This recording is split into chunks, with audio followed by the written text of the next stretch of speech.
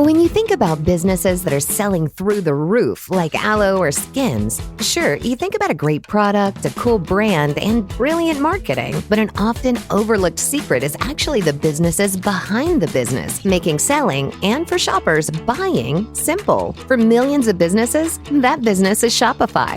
Nobody does selling better than Shopify. With Shop Pay, that boosts conversions up to 50%, meaning way less carts are going abandoned and way more sales happening.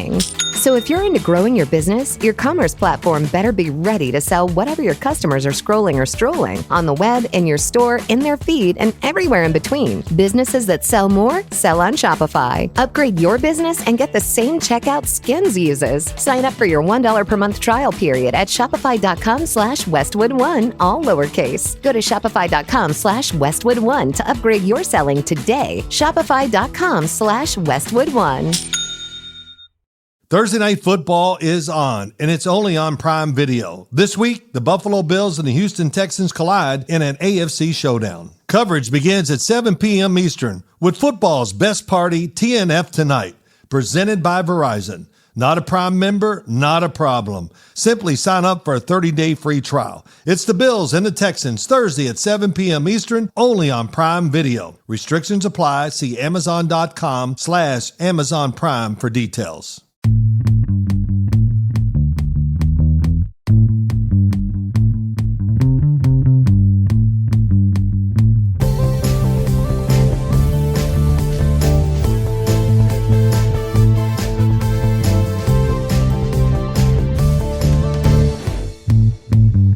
What's up, champs? Welcome to another episode of the Short Shifts Fantasy Hockey Podcast, brought to you by Keeping Karlsson.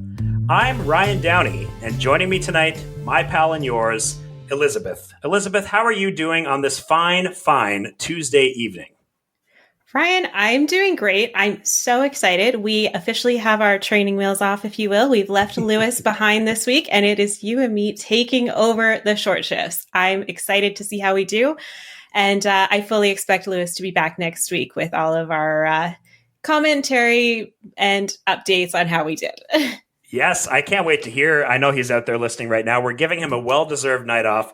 Lewis does a lot in his personal life, and it's well-deserved, certainly, with all the behind-the-scenes work he does to keep this show going. And we're very happy to take this opportunity to work together. It's going to be a lot of fun, Elizabeth. I agree. It's going to be great. And with that, I think I'm just going to jump us right into some headlines, Ryan, because there's a lot going on this Tuesday. It's busy on the news and on the ice today. So starting in New Jersey, a slew of players returning. We've got Hamilton, Brown, Dadonov, Dillon, all returning to the ice. So expect a ton of changes out there if you're watching the game to see what happens. I know personally, I'm excited to see these guys come back. I think it's going to make a big shift in this team. You've got Brown on that second line with Mercer and Meyer, which is exciting. You've got Dadonov returning. He is returning to the fourth line, but I mean, he's someone who could move up the line in a pinch. So that's exciting. And then Hamilton, I'm a little bit worried about him, but I am excited to have him back. He's played 14 games this season. He's got 7 points, 18 blocks, 15 hits. Obviously, he is getting a little bit up there. He's not the Hamilton of a few years ago, but I'm excited and nervous for him all at the same time. Yeah, you would be right to be nervous for him. Just talking a little bit here about how the power play is shaping up in his return game tonight. He does not find himself on the top power play. Luke Hughes is still playing there with Meyer, Hischier, Bratt, and Mercer. The forwards make sense there. So Dougie is actually down on power play 2 with Simon Nemec. Or I guess we were called out a little bit in the Patreon the other day, Patreon Discord, Simon Nemec. So we'll go forward with that pronunciation. But yeah, Hamilton, bit of a slow start getting back into the lineup here. I imagine they're just kind of, not putting too much on him in his return. And also, just to talk a little bit about the forwards that have returned and to insert a Super Smash Brothers Melee reference, everyone is here except for Jack Hughes and Cody Glass. This lineup is starting to look how Tom Fitzgerald imagined it. We're keeping an eye on this one tonight. Certainly a welcome thing for New Jersey Devils fans and anyone who has Nico Hischier on their team is to see that first line has converted. Hischier has scored and gotten off the schneid there a little bit. Absolutely. I mean, you want to see this. You want to see teams getting healthy again. We've seen far too many injuries this year. We've been complaining about it for so long, but I can't imagine being a team like New Jersey, Buffalo, where you've got so many people out of the lineup that the team is almost unrecognizable. Yeah, and talking about another team that is just suffering a slew of injuries, we do have the Tampa Bay Lightning, who have Anthony Cirelli returning tonight. And perhaps to some surprise, he's returning on the top line, playing with Hagel and Nikita Kucherov, with Braden Point dropping to the second line with Gensel. Elizabeth, do you have any interest in Cirelli on the top line with, perhaps one of the best players in the league, Nikita Kucherov? Here's the thing with him. I need him to be in on the action to be fantasy relevant. So if he's on this top line and he is a playmaker, I am for having Cirelli on your lineup. But he is somebody who, when he is not in on the points, if he's not getting those assists on this lineup with Hagel and Kucherov there, I think you need to look at dropping him because he's just not going to bring you the peripherals. A lot of his games, if you look back even at the beginning of this season where he's under 2 points, is because he's not in on those points. So something to watch for as we're watching him play on this top line is he part of that play or not? Well, if it's playmaking you're looking for, then you're going to be very encouraged by him tonight. He does have one assist tonight on a Kucherov goal, which is very exciting to see. It kind of makes sense when you think about it, why he would be on that top line, and I would be adding him for now. I wouldn't be surprised to see this stick for a while because Braden Point has not exactly covered himself in glory to start the year at only a 43-point pace. And I was reading the other day a great article by Greg Wyshynski talking about some slow starters, and Braden Point is named specifically as a player who is kind of shockingly low from the production standpoint. So Cirelli is interesting to me as long as he's maintaining this deployment. Yeah, I don't know that I can talk about him too much, Braden Point. It hurts still. I had him as a keeper in a league, if that tells you how I'm doing with him. Ouch. Sorry to hear that. As we talked about before the show, it's good for people to know that we also experience the hardships of fantasy hockey. We sure do. You want to take us over to another injury? Yeah, we've got Zach Benson, who's possibly going to be joining the morning skate tomorrow for Buffalo. Not much actionable here. I'm sure you have him on your IR if he's out there. He had a really great early season run, and I wouldn't be surprised to see him jump right into Josh Doan's line one spot with Tage Thompson there. Absolutely. And in some better news for me, I had Benson before he got injured, so I stashed him. And with this Buffalo team, stashing anybody makes sense. You just don't know who's going to come back at any given time. I think the stat they mentioned last night during the game was that 5 of their top 9 forwards were out at one point. It's been a hard run in Buffalo, so I'm excited to have Benson come back. I was a little nervous seeing this news that he'll be at the morning skate because he was still in a boot as of yesterday.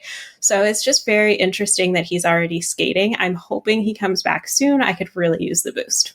Yeah, hopefully that skate keeps all the all the little bits and pieces together, so you can get him back into your lineup sooner rather than later, and save yourself an ad later in this week. I hope that for you. And when we're talking about stashing players, I have to bring up a player who I stashed right at the beginning of the season. I'm one of those people that likes to use the extra moves prior to week 1 to add as many injured players to my IR as possible, with the hopes that they will come back and save me an ad later in the season. And one of those people coming back tonight is Jamie Benn, who I discovered today, Elizabeth, by listening to the 32 Thoughts podcast. His nickname around the team is Chubba. I don't think we'll use that name because if you search Chubba in Yahoo Fantasy, it doesn't bring up Jamie Benn. But an interesting little side note for people. He's returning on line 4 and power play 2. And so although I did stash him with the idea that he would play a game for me, he did prevent me from making a different ad earlier today. So I did end up dropping him because line 4 is not that interesting to me. How about you? Not to me either. And you know what? If he's still sitting in your IR, I wouldn't feel too bad about it. Let him have a game or two and see if this is where he's sticking. I'm hoping it's just a slow return for him. He is coming back from a punctured lung, so that can't be easy. As a non-athlete myself, I can't imagine how that would be coming back into an extreme athlete, like professional athlete space. That would be incredibly difficult. So his season debut happening today, and we're excited for him, but we're not excited about his placement on the team right now. Yeah, he'll have to do something, I think, before he starts getting into people's fantasy lineups again. And so you talked about how you have Benson on your IR and that you keep losing players and you have a Braden Point that's not really delivering for you. I lost a player this past week who's been in and out of the lineup all year, Charlie McAvoy. We did receive an injury update on him from the coach today. He is not on the Western road trip, so he's out at least for the next 3 games until next Wednesday at the New York Islanders when they return to the East Coast. It's really tough in Boston when you're looking for the power play defenseman. The one option seems to be Mason Lohrei when you look at it, but I don't think he's the fait accompli power play quarterback. Last game, he split some time with Henri Jokiharju on power play 2, with Hampus Lindholm as the power play quarterback. Boston has not been particularly high on Mason Lohrei and his contributions to their team. I think they probably continue to rock with the veteran Lindholm. What do you think, Elizabeth? Is there anything of interest here, or are we just kind of waiting for McAvoy to get back? I think we're waiting for McAvoy to get back. I say that, and I need to point out that I am a bit of a Boston fan, and I do like McAvoy. So I think we're waiting for him to come back. I'm with you. I want to see Lohrei do more. I want to see them give him that opportunity, but they're just not giving it to him right now.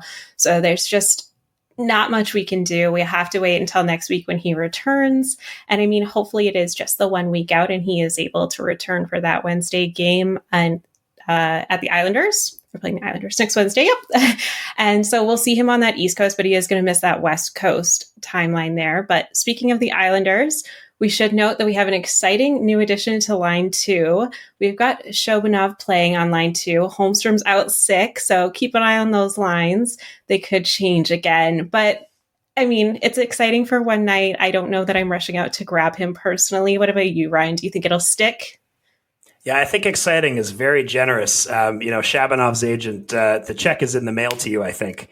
I'm not super interested in Shabanov. I know that Elon was hyping this guy up over the offseason, and surely there are reasons to be excited about his KHL production, but he hasn't done much in the NHL yet in limited time on ice. I think he's possibly another Maxim Siplikov who joined the Islanders under similar circumstances last season, i.e. a bottom 6 energy guy, and I think he's probably back to the 4th line when Holmstrom comes back. I also want to just draw people's attention to last week's episode where Lewis and I talked about the plethora of scoring that's going on in New York with those 8 guys who have been scoring over 10 points for the Isles this season. I'm not sure there's room for a 9th, and so I don't think that Shabanov is going to take any of the production from any of those guys we talked about last week. Absolutely. The Islanders are scoring at a much higher rate than I think anybody expected. I've been hoping for this for so long. I was a Horvat owner for many, many years, and I wanted to see him go there and turn the tides. And it feels like they're finally turning that tide. They're not just winning games by 1 or 2 goals. They're really trying to push. And I'm enjoying it. The few games I've seen of them, I am a bit of a West Coaster, as people know. So I watch more of the West Coast teams. But when I've seen the Islanders, it's been exciting hockey for a while. And Elizabeth, it's like you're a professional podcaster or something, because you've given me the perfect segue here to get into the next topic here. We're going to talk about some Western Canadian goalies. You're our boots on the ground there, and I'd love if we could start over in Edmonton. It's a tough topic, I know, to talk about the goaltending in Edmonton, but what do we do about Stuart Skinner? Is there any hope for this guy? You know what? People keep asking me about Skinner on the Discord, and I'm going to be honest. I don't have the perfect answer here. I would love to see him turn things around a little bit. He's 7.53 on the season. His goals against average is at 2.86. Definitely would love to see that down, preferably at least closer to the 2 mark. His save percentage, we're still below a 0.9. It's been a rough start for the Oilers goaltending because even Pickard is sitting at a 0.83. So it's across the board here. Now, the Oilers themselves not having a great start, but I did want to point this out because there is some hope. The Oilers last year after 21 games had 22 points, and the Oilers this year after 21 games have 22 points in the standings. So, we made it to the playoff finals and we had a season start the same way. So I think we're just feeling it a lot more. We had that 9-1 loss. I won't lie. I was in the building for it, and I had to show up at the rink 2 days later to watch them play again. It was a little bit hard to come back from that 9-1 loss.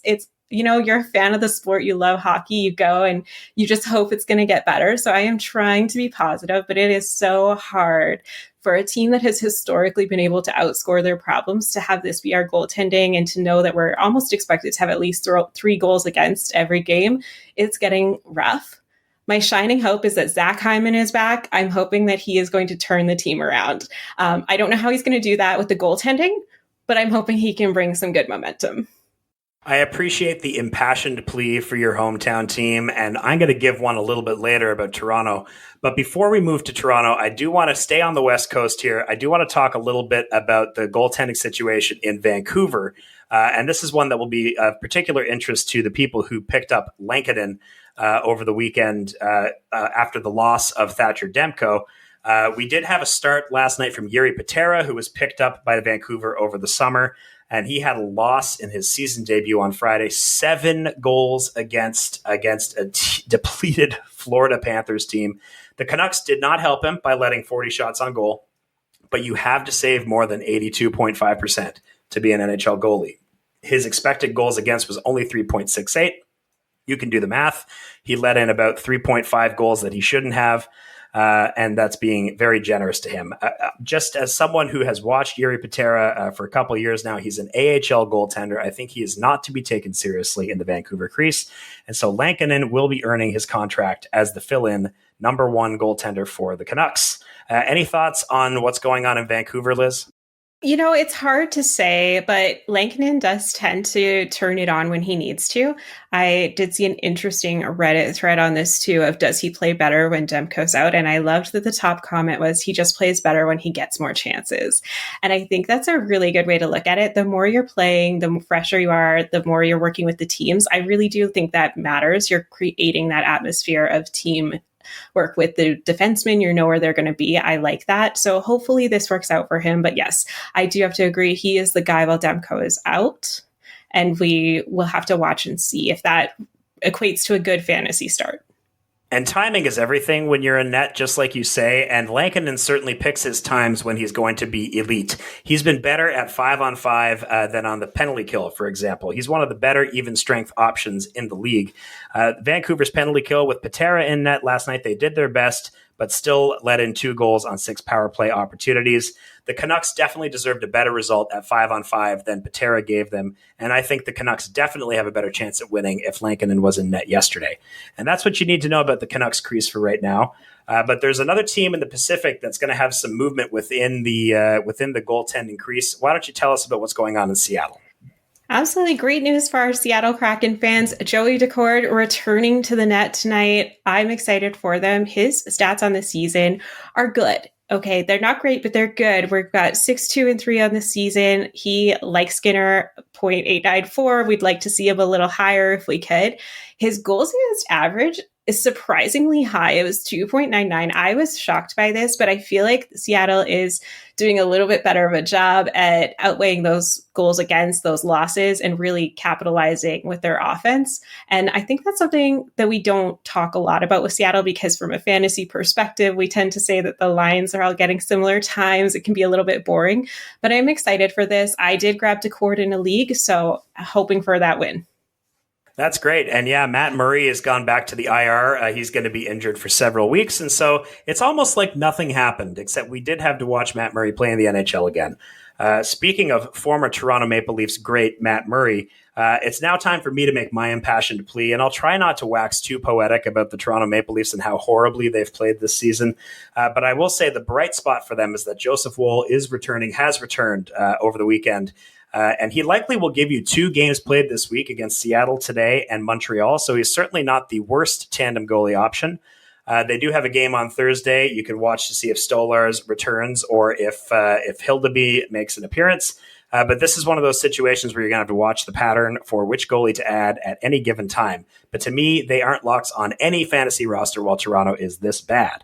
And, as if the Toronto Maple Leafs needed any more bad news, tonight, it was announced that Matthew Knies would be day-to-day with a lower body injury. Sammy Blais draws in.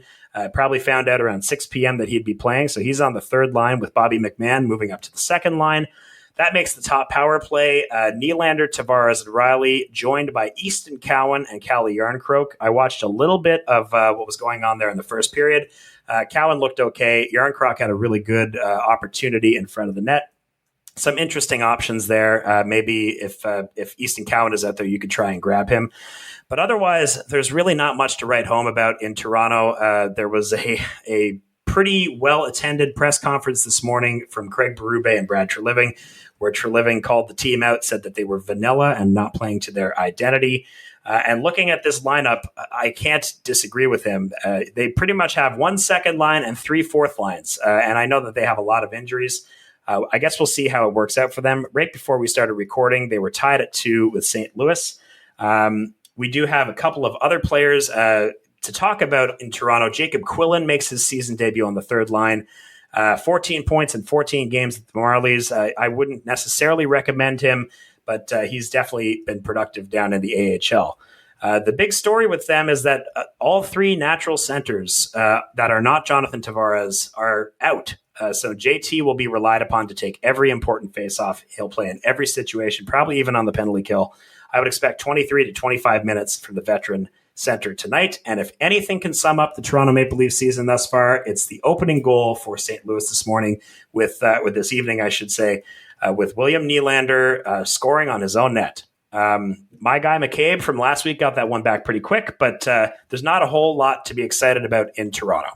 I unfortunately have to agree with you, Ryan. It's we're struggling, you and I. Our home teams are not giving us a lot of excitement to talk about on the podcast today, but that's how it is sometimes. That's why we have fantasy teams to cheer for.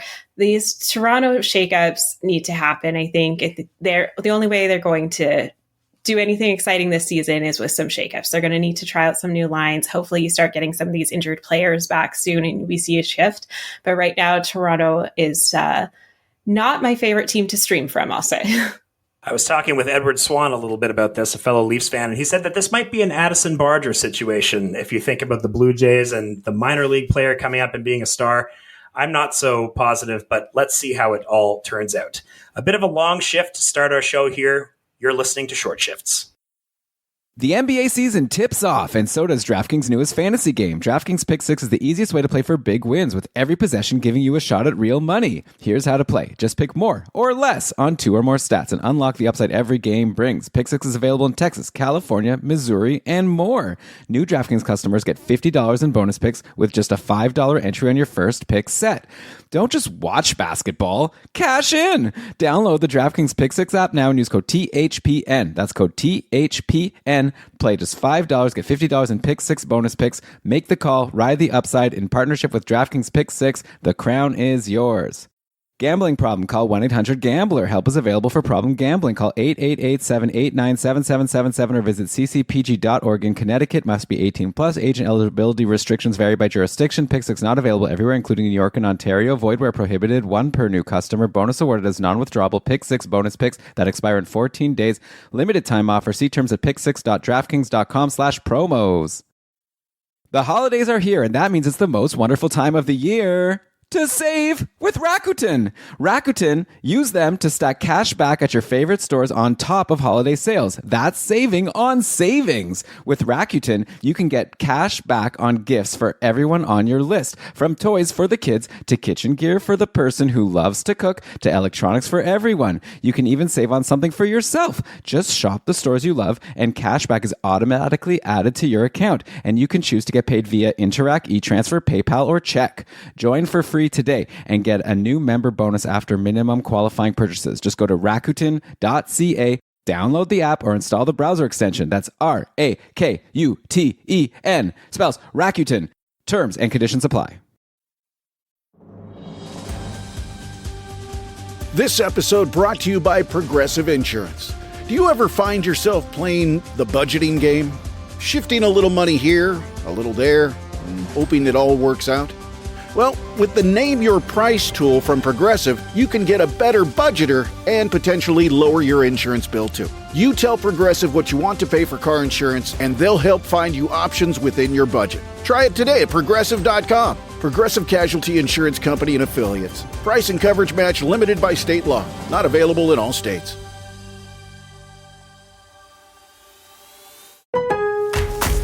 Lowe sabe que a todos nos gusta ahorrar, especialmente en esta temporada. Por eso escogimos deals buenísimos para Early Black Friday. Obtén gratis una herramienta selecta de Woll, Cobalt o Craftsman al comprar una batería o un kit selecto. También tenemos árboles de Navidad preiluminados selectos desde $59.98, porque nunca es muy pronto para poner el arbolito. Lowe's, nosotros ayudamos, tú ahorras. Hasta agotar existencia, selección varía por lugar.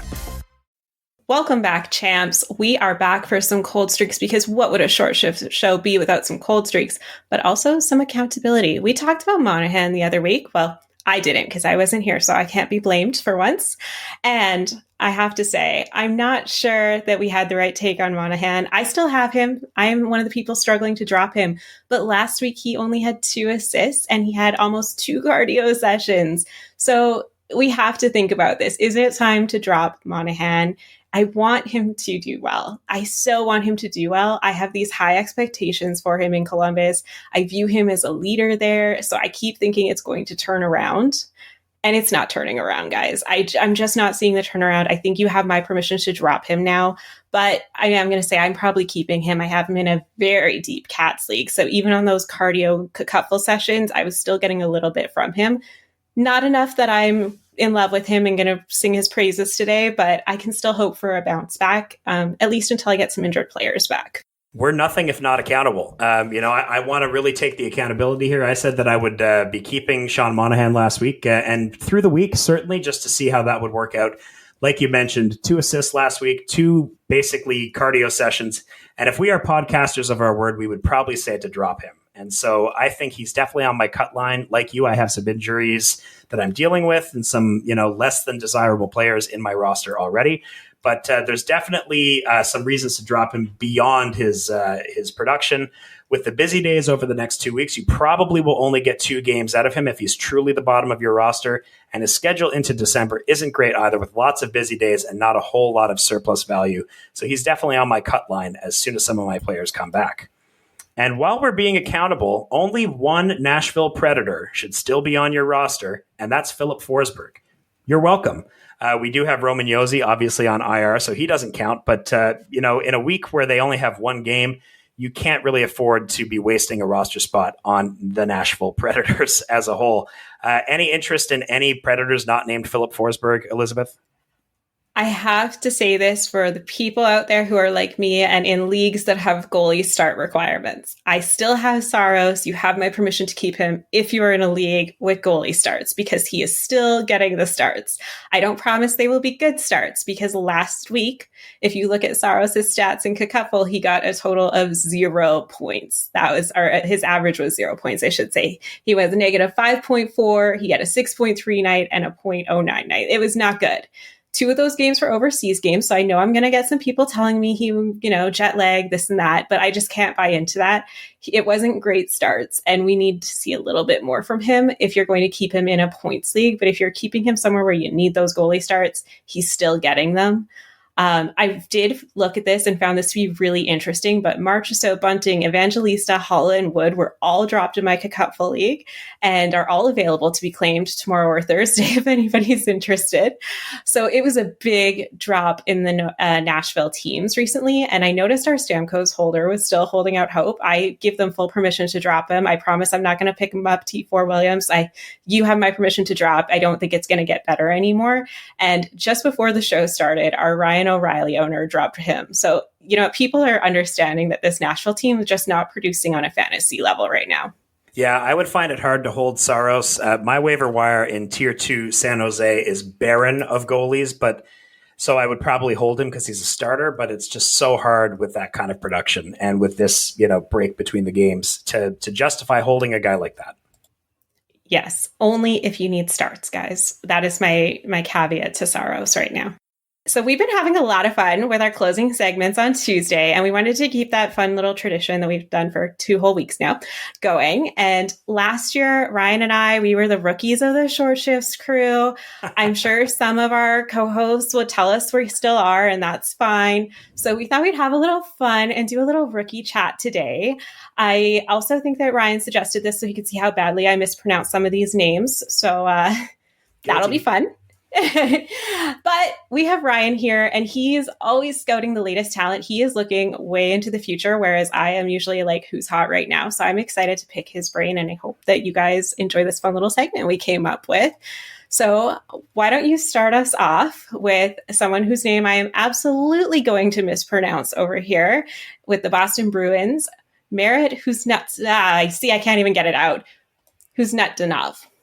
Close, very close. Marat Khusnutdinov, who was at points this season the number one center with David Pastrnak. They actually started the game on Friday with him as the 1C. He did end the game on a quasi second or third line with Geekie and Kastelik, with the coach Sturm moving things around. This is an interesting player that was mentioned on the Mega Show. Marat Khusnutdinov has been someone I've been watching for a long time. I do have some old scouting notes on him that he is a bottom six guy with some floor upside appeal from his hits and blocks. He's not going to be a top scoring option simply because of his size, but he will get more opportunity with Boston. I think I wrote these around the Brazeau trade last year. He does have a 40 to 50 point season and plays very well with physical, solid, all-around players. He complements any play style. You can kind of think of him like a diet Logan Stankoven, but he won't have the same kind of production. So ultimately, you won't be interested in him in fantasy. You're probably wondering, well, if he's such a low ceiling option, why is he playing with David Pastrnak? And that's because I think he is exactly the kind of center that coaches love. He's really strong defensively, plays a very pacey two-way game. He's a competent option and offers something a little bit different than Pavel Zacha or Fraser Minton. All that being said, he should not be a hold, especially now that he's back on the third line. I think you should rotate him out of your lineup if you took the opportunity to add him this weekend.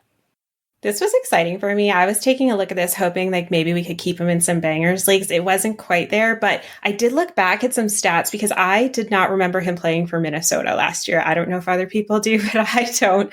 And he is having a great season compared to last year. So this is one where I had fun looking into Marat. I'm not even going to try to say his last name again. I'm putting $1 in my jar. I told everybody every mispronunciation, I'm throwing $1 in a jar and donating it at the end of the season. So we're not going to keep trying. But thank you for giving us the correct pronunciation, Ryan. I appreciate it. And I'm going to take us to another player that I think will be interesting to talk about, currently on a 30-goal pace. 7 points in 19 games. It's very exciting. This man just snapped a 9-game goalless streak, a 5-game pointless streak recently, and he goes by a fan favorite nickname for Connor McDavid. Ovechkin told reporters they call him McJesus sometimes. Ryan, can you tell us if we should be believing in Connor McMichael?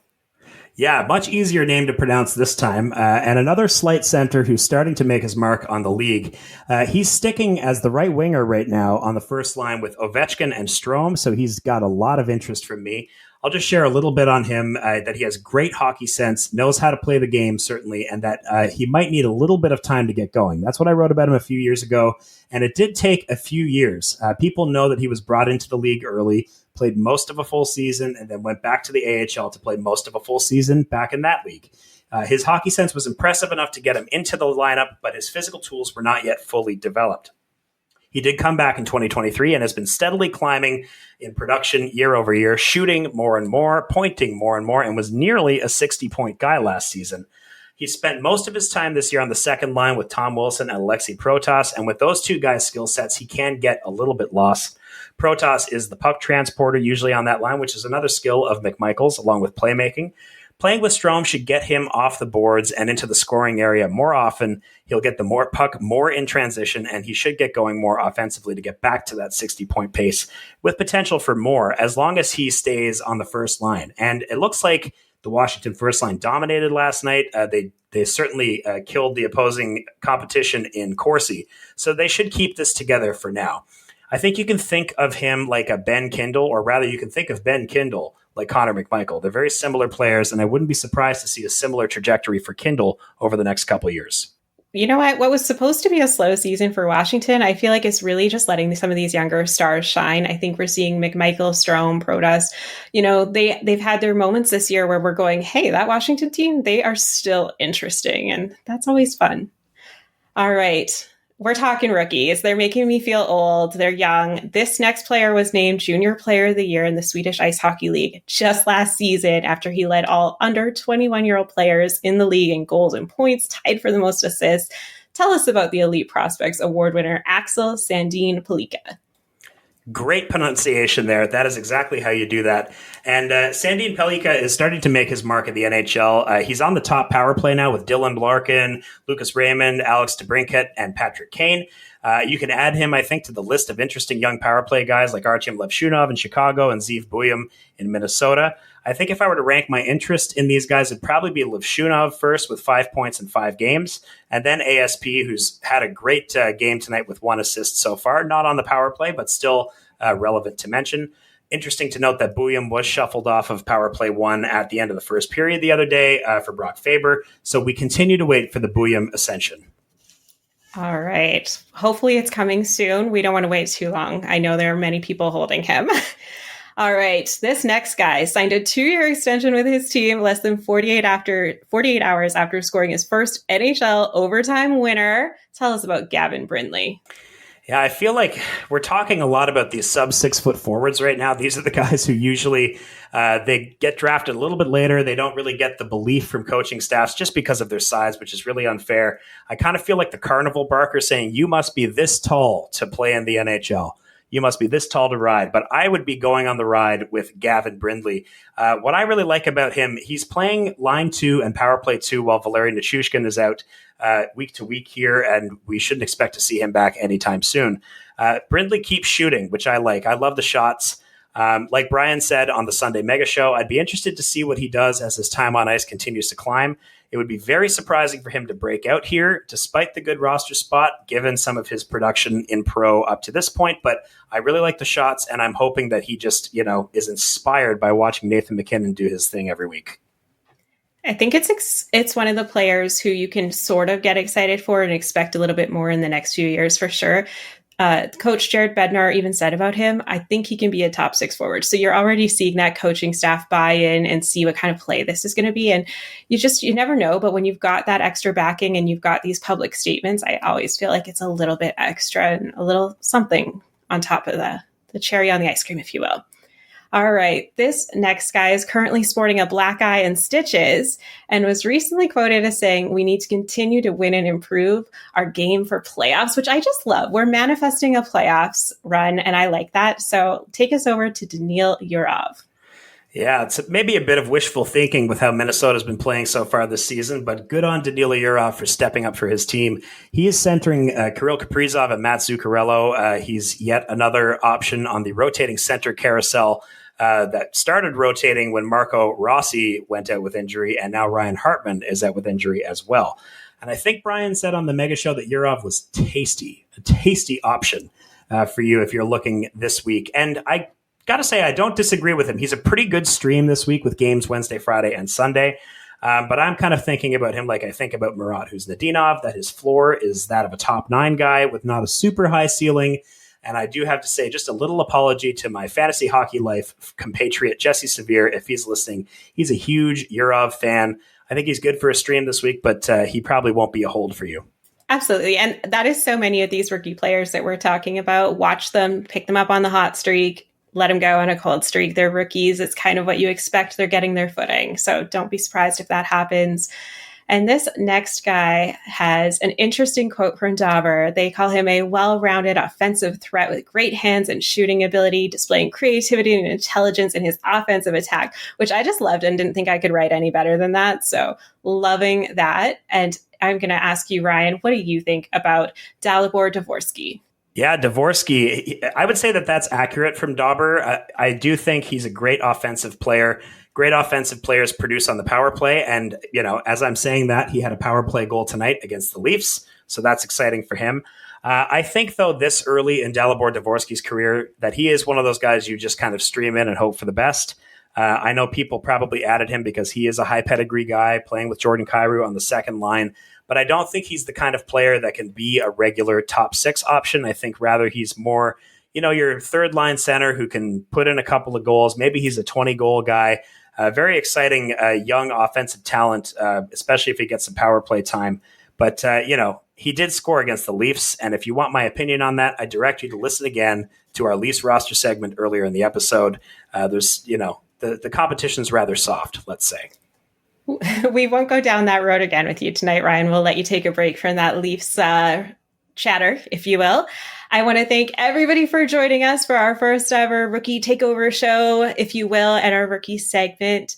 If you've enjoyed our show, please consider joining the Keeping Karlsson Patreon group at keepingkarlsson.com/patron, where super supporters receive ad-free episodes, and you can interact with Brian, Elon, Ryan, myself, and everybody on the Short Shifts crew and hundreds of other talented fantasy managers on our active Discord server. It is always going. It is a very exciting place to be.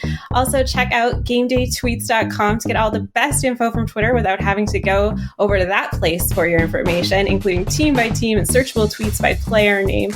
Great place to get your daily news, guys. Also, visit our other great sites that we use to research our episodes. We use Yahoo, Frozen Tools, Natural Stat Trick, and so many others. Our intro and outro music was created by Pat Roach. Until we see you next time, everyone, play smart and keep your shifts short.